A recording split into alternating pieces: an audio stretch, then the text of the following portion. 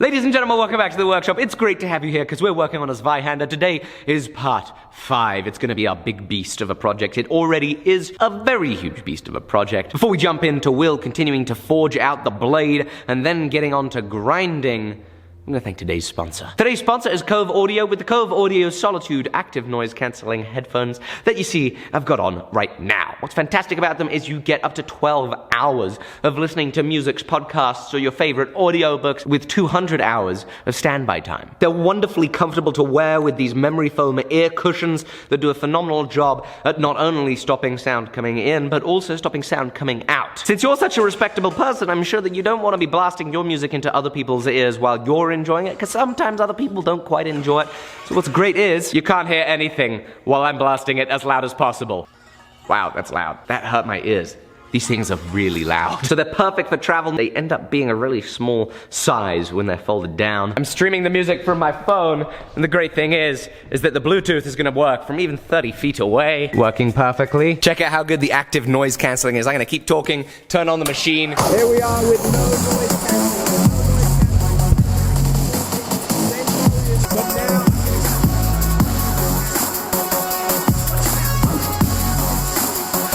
These headphones really are fantastic, and they are one of the most affordable headphones of this caliber that I have ever seen. So be sure to go and grab them, to have in the workshop, or have while you're traveling. You're going to be getting almost 70% off your order when you go to coveaudio.com/A70, as well as when you use code A70 at checkout. Thank you, Cove, for sponsoring this. Let's jump into what Will was up to, which is forging and grinding the blade. I was in Canada at the same time, and a little more on that later.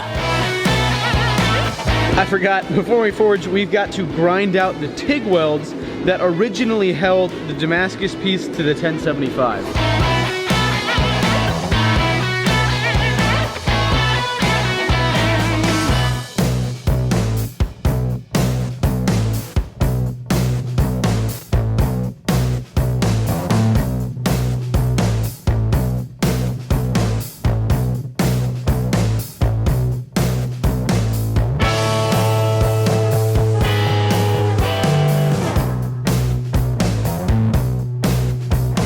So what you guys are seeing me do is I'm trying to upset a little bit of this material right where we had the end of that weld.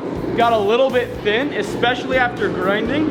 And so I can throw it in the vise and hammer down from the top and actually squish some of that material to get a little bit of thickness back. It doesn't need to be a whole lot, just enough that it's going to be even with the rest of the blade.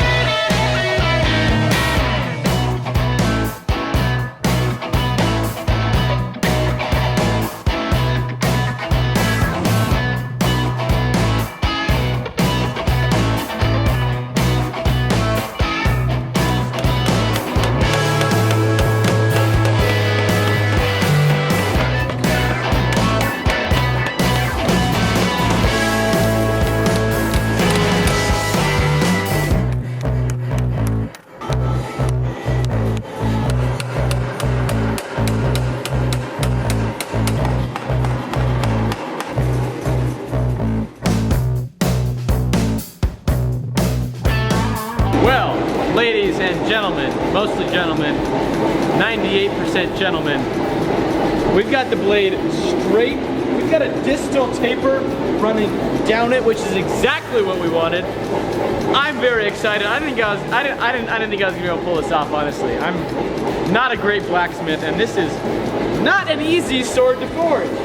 It's like almost as tall as me, so that's like 2.5 feet long in total.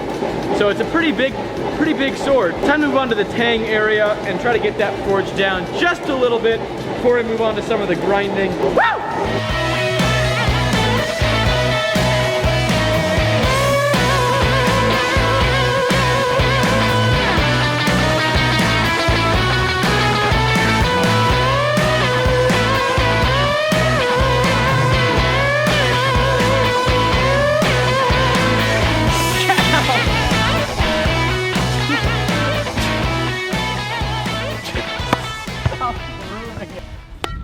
All right, time to grind it.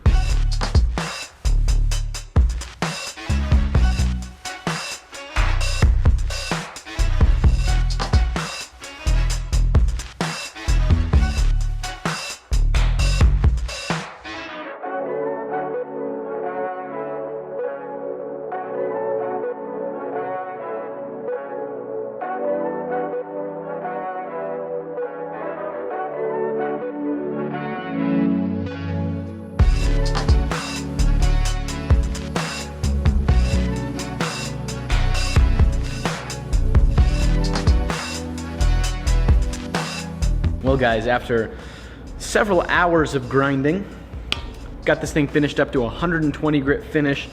These guard lugs are, guard lugs? I don't even know what these are. These spiky boys aren't the final shape that they're gonna be yet. They've got a lot of shaping left to do. This is just a really rough thing. The blade is finished to 120 grit finish. I'm gonna do a test etch just to make sure that everything's looking all right.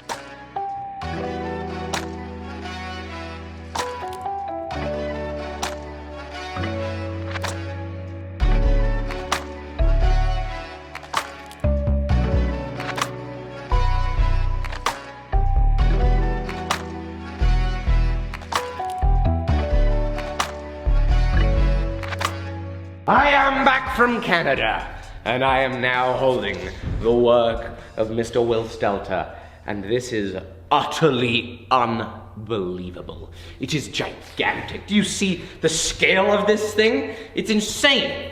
Will has done a phenomenal job. He is now in Las Vegas for SHOT Show. I am back from Canada, and I'd like to share with you a few clips from my trip. And so here is my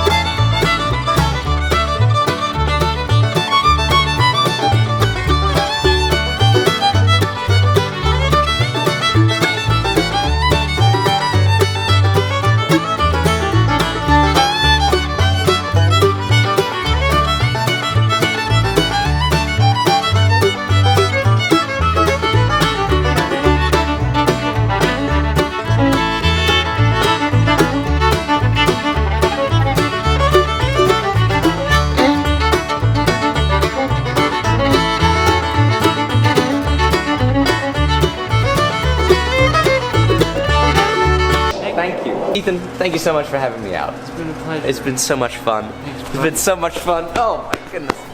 We've done a little bit of forging. Ethan and his family have an incredible farm, and so I've been able to see all sorts of amazing things about the cattle industry that I never knew. It's super exciting. Ethan also has a steam engine, which is awesome. So I appreciate you teaching me about steam engines, and the next time I come, I really hope that we can turn it on. Good luck with the rest of the hammers. I'll be catching up with these in Montana, soon to be in some customers' homes. Keep up the great work. Yes, sir. I had a phenomenal time up in Canada visiting Ethan. He lives on a farm, his family ranch, and so I feel very grateful for Ethan's great hospitality. We got to forge some cool stuff and kind of hang out and chat and visit. But I am now back here in good old Montana, where it's not minus 35 degrees Celsius, which means that it is the perfect time to keep working on this. I've got something unfinished that I think I should finish. Before I continue moving on with the blade and doing all that cool stuff, I think I need to go back to working on that one thing that I was failing at a good bit, which was the guard. So I'm gonna try, get back onto the guard, make some progress there before I continue on the blade.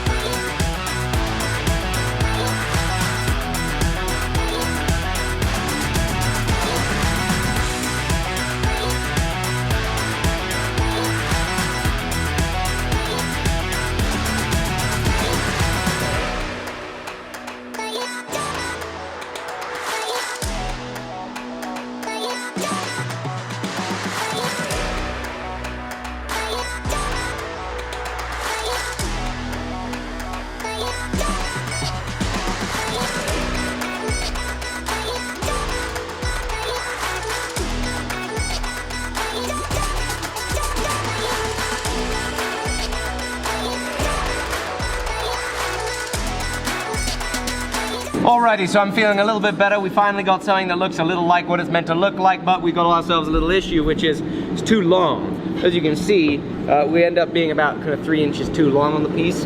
That's okay. I now have a pretty decent idea of how I'm going to be forging it. So, it is on to attempt number 4 of the guard.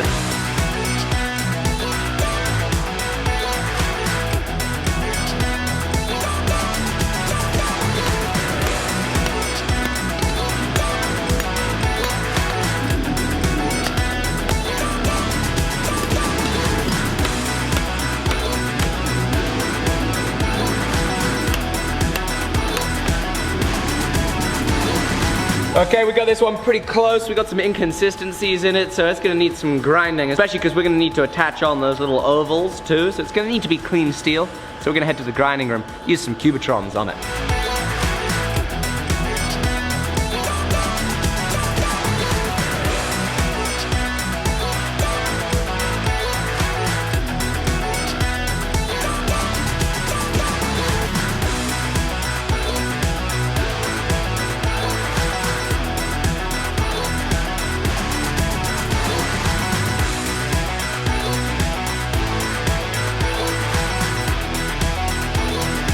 Alrighty folks, we've made some decent progress here. I used the 5-inch contact wheel on the Gibson 72 and a 36 and 60 grit belt to clean this stuff down, make it look a little more neat. Next step, of course, is going to be working on the balls. As you can see from our drawing, the way this needs to work is we need to have ball and then isolation and then raw stock. Trying to work out how it is that we're going to do it, and I think I've got ourselves a plan. We have these 1/4 inch by 1/2 inch small wheel attachments. Where it works, one side is a 1/4 inch, one side's a 1/2 inch. We have some in stock right now, so be sure to check them out. We also have a 3/4 by 1 inch small wheel attachment. We're going to come in from the underneath of either ball there, work it in, create that isolation, and once it's isolated, we're then going to grind the balls all around, make them round and hopefully somewhat regular.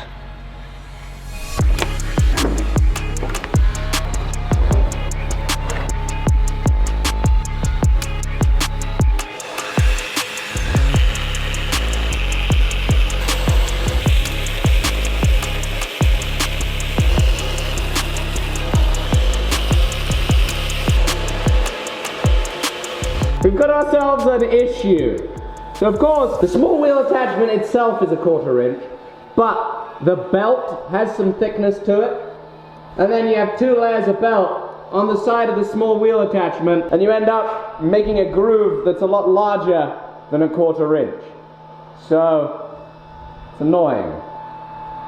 Didn't look as good as I was hoping it would look. All right, folks, we're going to call it there for an episode. I hope you have enjoyed it. I cannot wait to see you on the next one as we make some more progress. It's brilliant bringing you along this great journey. Be sure to check out Cove Audio's Solitude. Big thank you to them for sponsoring this episode, as well as checking out our website with the abrasives, medical kits, etc. It's been a pleasure bringing you along. Thank you. Bye-bye.